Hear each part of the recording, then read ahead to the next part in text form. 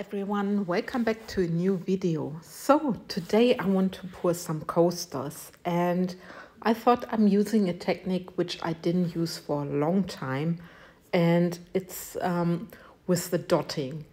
So I'm mixing here my white, and I'm going with, I think there were 15 pigment drops over the 12 roundabout. It was rather opaque. You see, I just put some resin into this cup and I made my white quite opaque. I think there were 12, not 15 drops. So I'm sorry. Yeah, I just always, as you know, go by feeling and just do whatever I need to do. So that's why I cannot always give you a complete recipe. I just do whatever I feel to do. Anyway, so I want to achieve the color petrol again with the pigment drops, and I'm using blue and yellow pigment drops from Etta Art to achieve that color. So there are 3 drops of the blue and then 1 drop of the yellow, and this is going to be the color I want to have. I used this color recently a lot of the times because I really like it very much. And I think it gives also quite positive vibes. I love this greenish, bluish color. It's beautiful. So you really need to give it a good stir, that the colors are really blended very well, so you achieve your color you want to have. And that's why I love the pigment drops so much, because Etta Art has this color chart to it where you can have a guideline how to mix your colors. Transparent colors, but also opaque colors. So, and now I'm just starting mixing my mica powders. I'm using here a mint color. It's from Etta Art, a pearlescent mica powder. I also have to stir this very, very well so that there are no particles.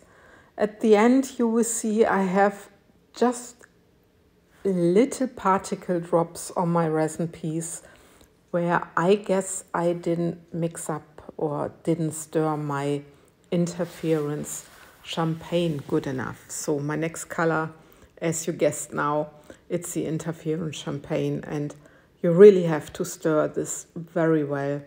But sometimes it just happens to me as well that I didn't, or that I don't stir it good enough, and then you have these little particles.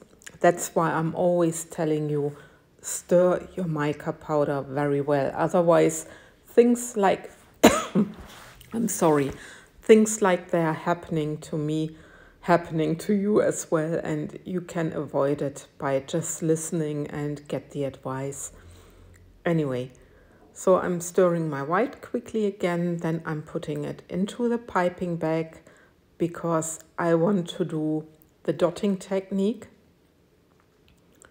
And yeah, I just make sure that all my white is in the piping bag, and then I can just close it up. Normally I would switch off the plastic of the piping bag because it's quite big, but I didn't have the scissor straight away to hand, then I forgot it, and well, anyway.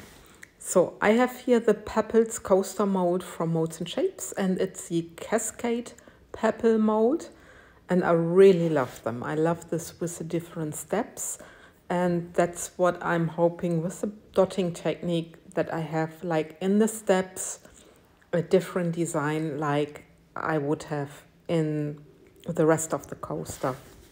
So now I'm using my petrol color, and I just make sure that I pour the bottom of the mold, just the first step of the cascade mold, so that there's a transparent resin. And look at this gorgeous color. I really love this. I really adore this color. Normally I'm not such a greenish person, but this petrol sort of, yeah, teal color, you can also call it a teal color, I guess. I really like it a lot. And now I just make sure that the bottom of the molds, that they are covered with this color. So I carefully take my popsicle stick and I'm just spreading out the resin a little bit, making sure that the transparent resin is really covering completely. So this is done. And then just a quick torch. There you also need to be very careful that you are not torching the open silicone of the mold, because it's not completely covered, because the cascade steps, they are quite sensitive, so please be careful with this. I did it once and I ruined one mold, and it was just my fault, my stupidness. Normally MoldsandShapes molds are very robust. They can really take a lot, but if you overdo it, even MoldsandShapes molds cannot cope with this. So you see, I needed to get used to the dotting again. I haven't done it for a while, and it's always a struggle when you start dotting with the piping bag. But once you get your rhythm, it's okay. And I guess now with the second row, I really got my rhythm to do the dots. And of course, I don't want you to bore with all the dots. There's going to come a time lapse. Otherwise, you know, this video would be far too long and you would think, what the hell is she doing?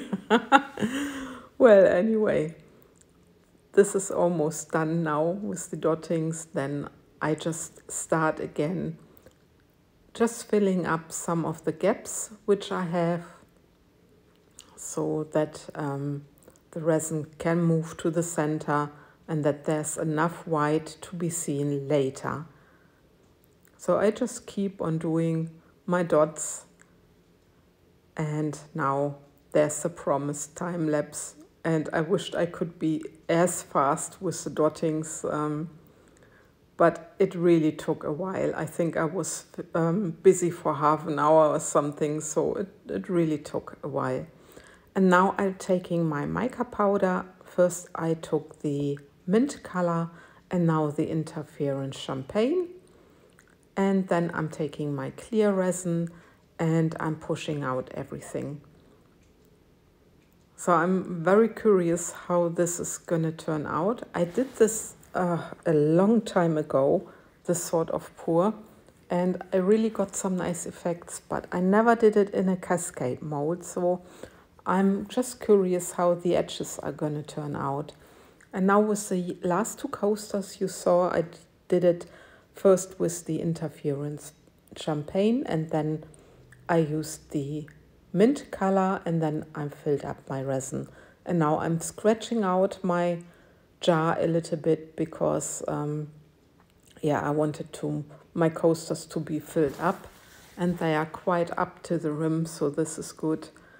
And you can see how nicely everything is working and pulling back to the center. And now I'm taking just some glass stones. They are like a pearl color, which I really like. They are very delicate, not so bright, and this I really like. It gives a more organic look from what I think. But it's always a matter of taste what you do. If you like, if you prefer glitter or flakes or, yeah. Anyway, so this is the next day. I can demold. I didn't do a time lapse because I really needed my cell phone. So I'm sorry that this time there's no time lapse of the resin pulling towards the center. But you can see it really made a nice pattern on the pouring side.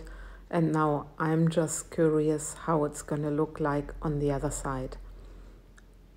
So, and this is now the first one. And let's have a look.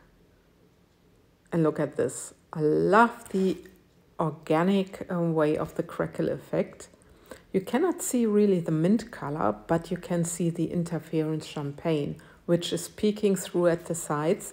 And at the cascade sides, you can see the white, and the crackle effect is completely different, and it's very divine, I think. Now the second one, and it's quite similar, and I really love it because I think the crackle effect really looks very organic. Please correct me, guys. And again, the edges with the white, I think it's very gorgeous. And now there's the one where I poured the interference champagne first. And the middle has a little bit a different design. Also, the mint color got more green, but I think that doesn't, yeah, I don't mind about it, but I really love the effects. And yeah, I love that the interference champagne is really peeking through and gives a nice sheen to the whole design. What I did, and I completely forgot about it, I put some flakes, iridescent flakes, also on top of my stones. And I completely forgot about to tell you this, but now with a close-up you can see it, and it just gives this little bit of sparkle, this little bit of extra, which I really like. So, and with this end video, I love and leave you. I thank you for watching, and I'm very curious what you think about this pour and these effects. Okay, guys, thanks for watching and take care. Bye-bye.